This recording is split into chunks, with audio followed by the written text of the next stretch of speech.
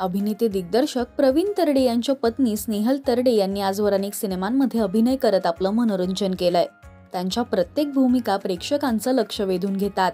तर फुलवंती या चित्रपटातून त्या दिग्दर्शन क्षेत्रात पदार्पण करतायत। याच सोबत स्नेहल यांनी त्यांच्या फ्लॅटमध्ये बांधलेली चूल मराठमोळी परंपरा जपणं यासाठी त्या कायमच चर्चेत असतात। तर आता त्यांनी चाहत्यांना एक गुड न्यूज दिली आहे। Bhishma school of Indian knowledge system या संस्थेतर्फे त्यांनी स्टडी ऑफ वेदास या अभ्यासक्रमात 78% गुण मिळवले आहेत। ही गुड न्यूज चाहत्यांसोबत शेअर करत त्यांनी त्या पोस्टला वेदांचा अभ्यास, स्वतःला हिंदू म्हणताना आपल्या धर्माला सर्वश्रेष्ठ मानताना तो धर्म ज्या 4 वेदांवर आधारित आहे त्या वेदांचा मी योग्य पद्धतीने अभ्यास केलेला नाही याची खंत मला अनेक दिवस सतावत होती।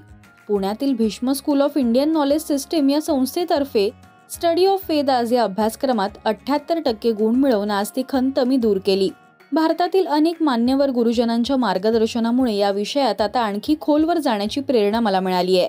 आशीर्वाद असावा असं कॅप्शन दिलंय। तर अनेकांनी कमेंट्स करत त्यांचं कौतुक केलंय। तुम्हाला स्नेहल यांचा अभिनय आवडतो का हे आम्हाला कमेंट्स मधून नक्की सांगा। मराठी सिने विश्वातील बातम्या, अपडेट्स आणि गॉसिपसाठी तुम्ही सबस्क्राइब करा राजश्री मराठी।